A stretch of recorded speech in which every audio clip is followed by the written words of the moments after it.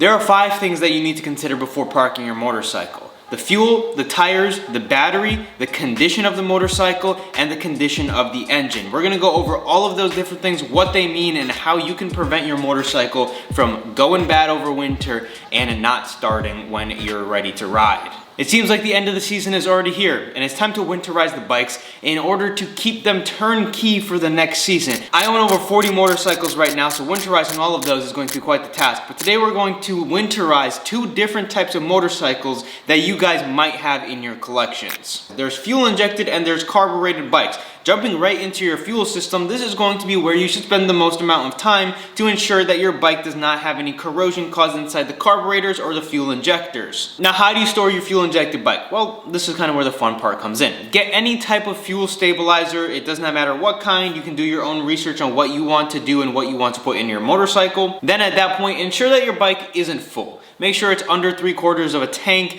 I recommend, half or a quarter tank. Now, once your gas level is around half or a quarter or so, this is the point where you're going to add fuel stabilizer to your tank. But you're not going to add how much fuel you have in your tank, but how big your fuel tank actually is. The reason why you don't want the tank full is because you actually need the stabilizer to get into the motor and into the system of your motorcycle. You want it to get into the fuel injectors and the motor, wherever fuel might live. Fill the tank up with the fuel stabilizer, go for a ride to your nearest gas station, and top the bike up. Bring the bike home, and at this point we can get into some of the other things because your fuel system is stabilized. But there's a different thing you can do with carbureted motorcycles. You can drain the tanks out completely, and this is what I prefer to do with my carb bikes because I have a couple of bikes, so I might not be taking out this one or that one particularly when springtime comes, and they might sit till mid or end of the season.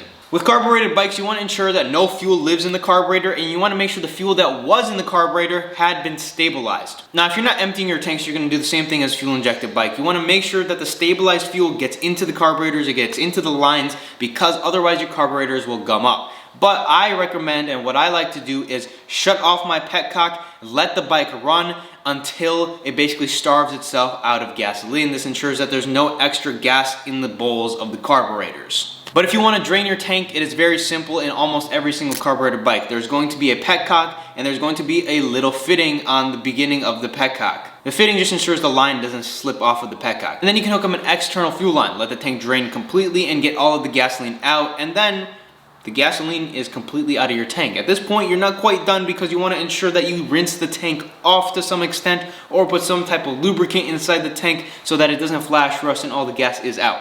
At that point, the tank should be stabilized and your carbs should be ready to go, so your whole fuel system is perfect and now you can move on.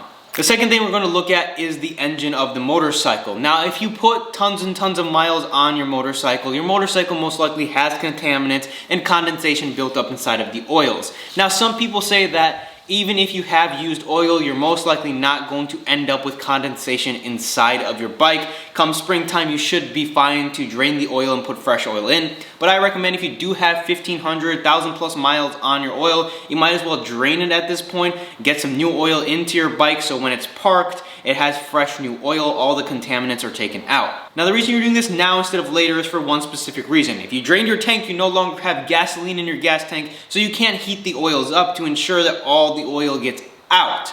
Now, even if you have gas in your tank, you don't want to be starting your motorcycle during the winter just to let it warm up for a few minutes, because that can actually cause water to build up inside your muffler, inside your motor, and that's not really good for the engine. But also, it's not really good for your pipes because you have a bunch of moisture that's building up inside your exhaust, which can cause them to rust out. So now, because you just went for a ride, you got all the condensation out, you revved your bike up, you got it to full operating temperature, and your motorcycle is hot. Let it cool down for a second, drain the oil out of it, and put some fresh oil in it, or you can decide if that's something you want to do during the springtime. I think it is a good tip for someone who did ride their bikes and has a specific bike to ride during the season. It's good to just flush them out and park them nice and clean. And this brings us to the tires of the motorcycle. Consider doing a couple of things to them. Overinflating them during the winter. Now, you never want to ride on overinflated tires. There's going to be a PSI reading somewhere on the tire itself. Read it, and you can actually inflate it just a little bit more, about 5 psi, 5-10 psi more than what is recommended to ride on. Do not ride on the overinflated tires, and make sure you air it out during winter. The thing is, if you overinflate the tire, it's going to prevent flat spots from happening. Flat spots are not fun because they ruin the entire tire and you have to go get a new one. Inflate them up a little bit, roll them around during winter, maybe once or twice a month if you can, and that will prevent your tires from going bad. Now, the second thing you can do to prevent your tires from going bad, if you have more expensive / performance tires that you really want to protect, you can put the bike in the air and get all the pressure off the tires. And maybe if you want to go to the furthest extent, you can put a tire warmer or some type of blanket around the tire to prevent it from cracking. It's very important that you look at your tires and examine them as well, because this is your opportunity to see, oh, my tires are showing cords or they're aging or they're dry rotting, so maybe during the winter I should replace them. That brings us to the fourth thing, the battery of the motorcycle. Depending on where you park the bike, if you park it and you're somewhere near an outlet, get a trickle charger for it. Don't get a charger for the bike, but get something that's going to play with the battery levels here and there, because you don't want a constant charge going to the battery.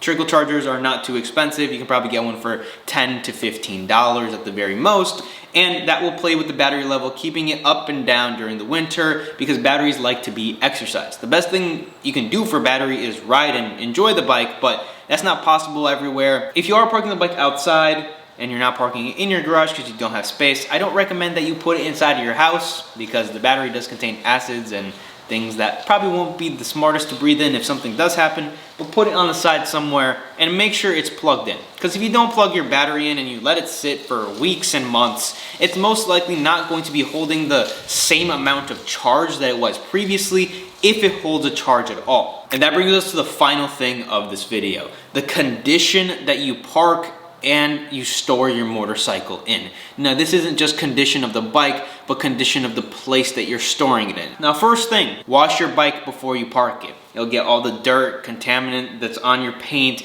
on your engine, and that will prevent anything from happening to your paint of your engine, or anything like that. To keep your bike in the best condition possible, just simply wash it before you park it. But I also like to give my bikes a little bit of a shine to them so they look nice while they sit in storage, but also the wax treatment provides a little bit of protection against something rubbing against the bike or a cover that's going to go on it. This would be a good time to put some wax on your bike, clean the crevices out, and to clean the chain, lube it up, and get it all clean before you park the bike for winter. Because that means not only is it not going to be damaged more by all the dirt and stuff on your bike, but also you have a clean bike that you can just go and start after winter ends. The next thing to consider about the condition is the condition of where you're parking the bike. Is there a ton of debris that's going to be flying around? Is the sun going to be coming and hitting in? If you have a nice bike that is a little bit older, some of these older bikes have very thin paints that fade very easily. So you might want to cover your bike up if there's a window or something it's sitting directly in. But also, is it a place where rodents can get in? Going back to the thing about tires, are your tires making direct contact with cold concrete? If the answer to that is yes, simply put a piece of cardboard underneath it. Now, if you are parking a motorcycle outside, there are a few things to consider as well. Airtight cover is probably not the best idea. Moisture will get into the cover and it will not let moisture out. Park it under a breathable cover. When you're parking them inside, I still don't like to use waterproof covers for extended periods of time, especially if you're parking it in a damp place.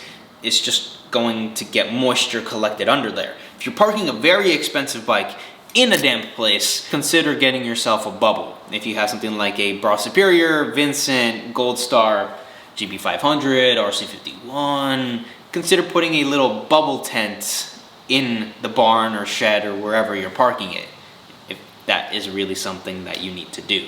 And for most of us who aren't living in England, we're going to just make sure that the bike is parked in a nice, cozy environment that isn't trapping moisture inside of it. Something you can do to prevent the mice, the rats, the squirrels, whatever, from nesting inside your bike is to block off all of the places they could rest.